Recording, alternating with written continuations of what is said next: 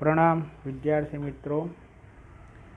हिंदी में पाठ 2 कच्छ की सैर जेनी આપણે વિસ્તૃત ચર્ચા કરી હતી તેમજ અભ્યાસ કાર્યની પણ ચર્ચા કરી હતી। આજે આપણે कच्छ की शहरना स्वाध्यायनी चर्चा करीशुं। देखिए स्वाध्याय कार्य। पहला प्रश्न है, दिए गए शब्दों की शब्दकोश के क्रम में लिखिए। यहाँ पर कुछ शब्द लिखे हैं: अभ्यास, विनय, संध्या, प्रगति, अभिवादन, महकना, संग्राम, शायर, हमदर्द, चिराग। उन शब्दों को हमें शब्दकोश के क्रम में लिखना है। इसका उत्तर है, पहला आएगा अभिवादन, फिर अभ्यास, चिराग, प्रगति, महकना, विनय, शायर, संग्राम, संध्या, हमदर्द। इसी प्रकार हम शब्दकोश के क्रम में लिखेंगे। दूसरा प्रश्न है, इस पाठ में आए प्रशासकीय शब्दों की सूची बनाकर उनका वाक्य में प्रयोग कीजिए। पाठ में कुछ प्रशासकीय शब्दों आए हुए हैं, जिसमें पहला शब्द है अधीक्षक, सुप्रिटेंडेंट।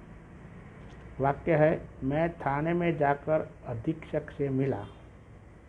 दूसरा है प्रभाग, डिवीजन। वाक्य है, फिल्म प्रभाग आज बंद था। तीसरा शब्द है वरिष्ठ, सीनियर। वाक्य है, वे यहाँ वरिष्ठ अभियंता है। चौथा है कनिष्ठ, जूनियर।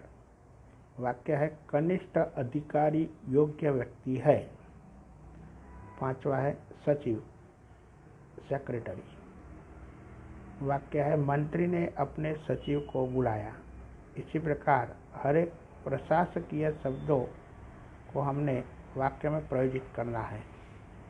आगे का प्रश्न है, नीचे दिए गए विशेषणों का वाक्य में प्रयोग कीजिए। यहाँ पर कुछ विशेषण शब्द दिए हैं, उनका वाक्य में प्रयोग करना है। पहला है दयावान। वाक्य है, राजा बहुत दयावान था। दूसरा मूल्यवान। वाक्य, समय सबसे मूल्यवान वस्तु है। तीसरा कृपालु, संत कृपालु होते हैं। चौथा थोड़ा सा। वाक्य, दाल में थोड़ा सा नमक ज़्यादा है। पांचवा अच्छा, मोहन एक अच्छा लड़का है। छठा है सुंदर। वाक्य, उद्यान में सुंदर फूल खिले हैं। सातवां प्रिय, जिसका वाक्य है, गुलाब मेरा प्रिय पुष्प है। अब आगे का प्रश्न, दिए गए परिच्छेद का हिंदी में अनुवाद कीजिए। यहाँ पर एक गुजराती में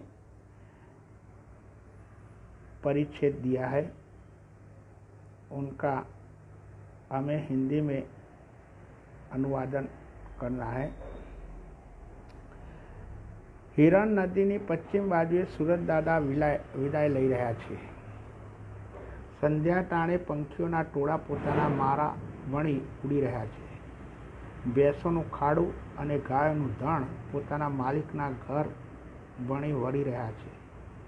ત્યારે ઝરમર ઝરમર વર્ષાની શરૂઆત થઈ।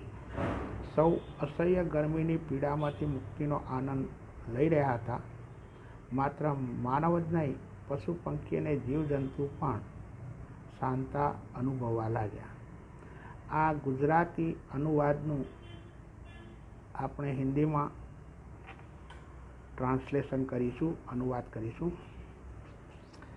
हिरण नदी की पश्चिम की तरफ सूरत दादा विदा ले रहे हैं। संध्या के समय पक्षियों की टोलियाँ अपने घोंसलों की ओर उड़ रही है। भैंसों का झुंड और गायों का समूह अपने मालिक के घर की तरफ लौट रहा है। उस समय रिमझिम रिमझिम वर्षा शुरू हुई। लोग असह्य गर्मी की पीड़ा से मुक्ति का आनंद ले रहे थे। केवल मनुष्य ही नहीं, पशु पक्षी और जीव जंतु भी शांति का अनुभव करने लगे। इसी प्रकार हम हिंदी में ट्रांसलेट करेंगे। आगे का प्रश्न है, अपूर्ण कहानी को पूर्ण कीजिए। यहाँ पर एक कहानी का मुद्दा बताया है। एक गांव था, उस गांव में एक गरीब किसान रहता था। उनके 2 बेटे थे, बड़े का नाम रामू और छोटे का नाम। ये कहानी को हम आगे पूर्ण करते हैं। एक गांव था, उस गांव में एक गरीब किसान रहता था। उनके 2 बेटे थे, बड़े का नाम रामू और छोटे का नाम लखन था। रामू को खेल कूद का शौक था, उसे निशानेबाजी में भी बहुत रुचि थी। बड़ा होकर वह भारतीय सेना में भर्ती हो गया। छोटे बेटे लखन को खेतीबाड़ी का शौक था। उसने खेती की जिम्मेदारी संभाली और एक समृद्ध किसान बन गया। भारत पाकिस्तान के बीच युद्ध हुआ। रामू ने बड़ी बहादुरी दिखाई। उसने दुश्मन के छक्के छुड़ा दिए। छक्के छुड़ा दिए का मतलब होता है पराजित किया। लड़ाई खत्म होने पर सरकार ने उसे वीर चक्र प्रदान किया। सेना में उसे ऊंचा पद दिया गया। अब किसान बहुत खुश है। उसके बेटों ने जय जवान जय किसान का नारा सार्थक कर दिखाया है। तो इसी प्रकार हम कहानी लिख सकते हैं। मित्रों, यहाँ पर स्वाध्याय कार्य पूर्ण होता है। जो स्वाध्याय कार्य के प्रश्नों आप अवश्य लिखना। प्रणाम।